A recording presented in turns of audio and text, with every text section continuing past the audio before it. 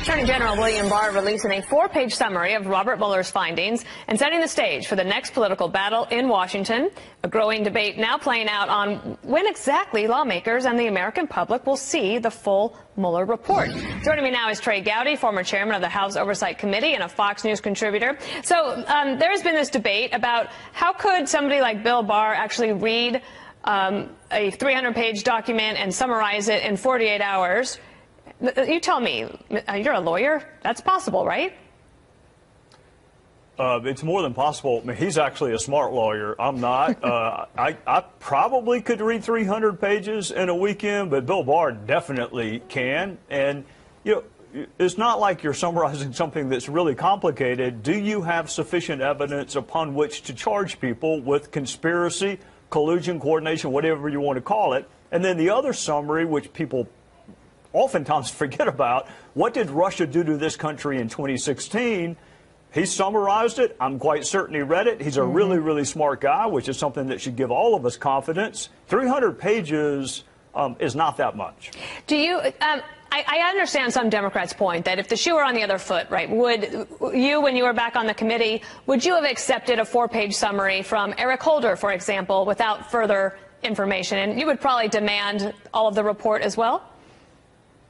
I would try, but I would also understand, as I did, when Eric Holder and James Cole, his DAG, wouldn't even answer questions. I mean, keep in mind, Dana, the Department of Justice speaks in indictments.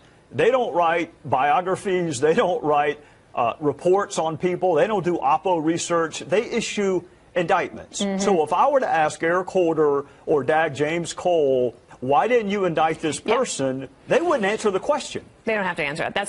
It's a great point. Also yesterday, the House Republicans on the Intelligence Committee banded together, and they said that Adam Schiff, the chairman of the Intel Committee on the Democratic side, that he should resign. Here's a response from Congressman Ro Khanna. Listen to this.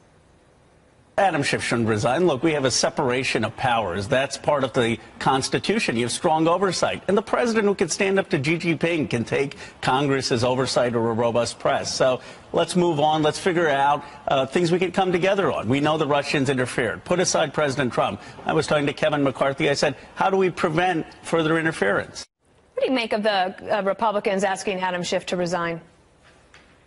Well, Dana, you know, it's hard to get on the House Intelligence Committee, at least on the Republican side. Paul and Kevin don't pick members of the bomb-throwing caucus or the crazy caucus. I mean, you've got Elise Stefanik, who's a national security expert, Mike Conaway, former chairman of ethics, Will Hurd, who was a CIA employee, Johnny Radcliffe, a U.S. attorney, terrorism expert. I mean, these are not members of the bomb-throwing caucus. And for them to say, Adam Schiff, we have lost confidence in your leadership, I'll tell you, I think what's going to happen next, Dana, is the intelligence community is going to say, you know what, Adam, you disregard the information that you're provided. You prejudge the outcome of investigations. You have the president not just indicted, but in jail. We're going to stop sharing information with you. If you are the chairman of the House Intelligence Committee and you can't act in a reasonable way, we're going to stop sharing information with you, in which case Pelosi will have no choice but to replace Schiff.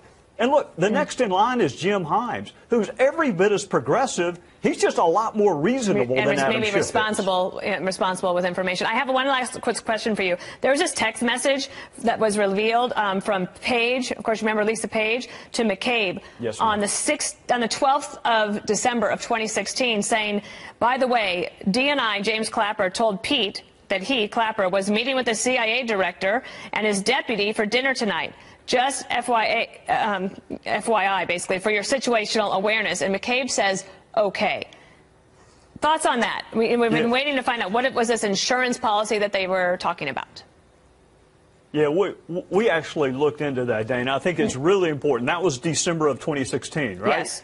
Yes. Which is exactly when the intelligence community was drafting their assessment. Remember, they released an assessment of what happened in 2016, and Brennan insisted that the dossier material be included in the assessment.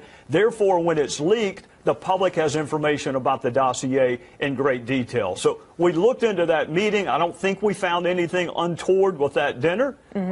But Brennan was an active participant in disseminating this dossier information in the fall of 2016. to put a cloud over the president before he ever became president. Right. Trey Gowdy, it's a pleasure to have you as a Fox News contributor. We appreciate you coming on today. Thank you. Yes, ma'am. Thank you. Fox News alert: President Trump again threatening to shut down the border, tweeting, "Mexico is doing nothing to help stop the flow of illegal immigrants into our country. They are all talk and no action. Likewise, Honduras, Guatemala, El Salvador have taken our money for years and do nothing.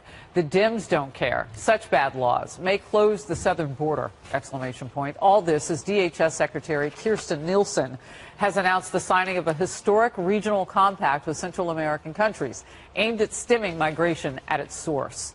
The president is warning. His warning, rather, comes as the nation's top border official says the migrant crisis has reached a breaking point and that there needs to be a legislative fix to stem the tide. On Monday and Tuesday, CBP started the day with over 12,000 migrants in our custody. As of this morning, that number was 13,400. A high number for us is 4,000. A crisis level is 6,000. Legislative relief, changes in the law, and closing the vulnerabilities in our legal framework is the only way that this flow is going to be reduced. Underscoring the crisis, a reporter for the Washington Post tweeted photographs of what he says are migrants detained under a bridge in El Paso, Texas, because Border Patrol apparently has nowhere else to house them. Katie, I'm going to come to you on this. You and I have lived in a border state. We have seen this go back and forth for years. Your take on where we are now?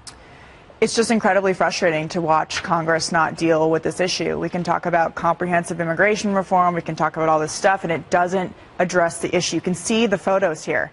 This is absolutely a humanitarian crisis. When you talk to the Border Patrol agents on the ground there, they're doing the best that they can to deal with the humanitarian side of this by taking care of children and sick parents, and there's nowhere else to put them. And instead of changing the law, which would stop this at its source with the asylum claims and with being able to deport Central Americans right away, they're saying that they're going to put them under a bridge like this. This is not humane, but this is the only choice that they have, and they also want to build new facilities. So instead of stopping it, they're just expanding it. Meanwhile, all of these people are going to be in line for years to get processed through the immigration court system, and in that time, they will disappear into the country, and they won't be able to be found ever again. The numbers that we're seeing now are going to total up to 1 million by the end of the year, filling stadiums and stadiums full of people.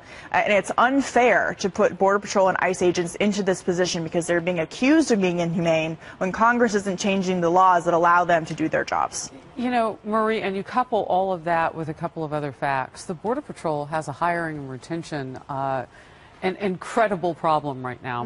We're seeing a couple of members of Congress, Crenshaw and McSally, senator and representative, work together on trying to get legislation to help the Border Patrol hire fast. They've got north of 2,000 positions. And you couple that with the number of people coming over now that are unaccompanied minors. And what our reporter William Lajeunesse called a conveyor belt yesterday, where these children are brought with these bad guys. They're not their parents. Not their parents. They're seeing that. And then they're returned to their countries and used again to come north. I think trying to tackle the problem at the root in the countries where they first leave from is really important. That's something each administration has tried to do, and seeing that Secretary Nielsen was trying to work on that, I think, is a really important piece of it. It's easier to try and stop it at the source than to deal with it when they get here. I also think those photos that Washington Post, I think, reporter tweeted out, those were shocking and heartbreaking. And I think one thing it said to me, on a humanitarian level, like you said, Katie, one thing that says to me is the Trump administration's zero tolerance, or whatever you want to call the policy, has not served as a deterrent. Because more people are coming, because, you know, Jeff Sessions used to say, and John Kelly used to say, Kirstjen Nielsen has said, our language and our policies are supposed to in part serve as a deterrent, and we see that that's not happening. So Congress, Katie is right, Congress needs to do something, and I am like at a 0% chance that they will. Congress seems to be politically constipated on this. They have been for decades. They say they have ideas, but we don't see them, David. You know what? I find it interesting because Marie does this clever Democrat pivot that immediately it has to go to Trump and whatever. I lived in Texas. He's the I president. went to the border in the 90s. David. I watched this.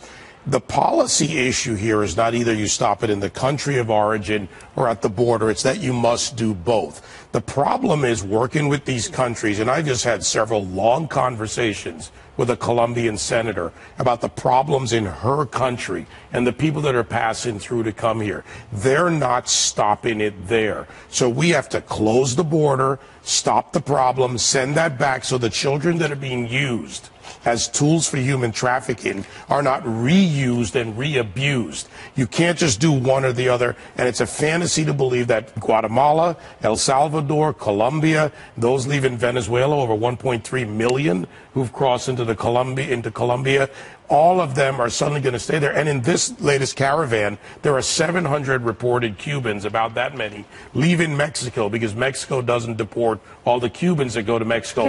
They're now making our way to our border. The most compelling thing that I heard from Kevin McElhaney was that his name from Border Patrol when he was saying that they expect 40,000 kids to come over the border and be intercepted or encountered this month. That is the largest number ever. And he said that he is afraid something horrible is going to happen to one or more of those children. Well, we've lost three already. And that is going to, that tragedy will focus the nation's attention. Well, when their youth don't runs want to out. see that happen.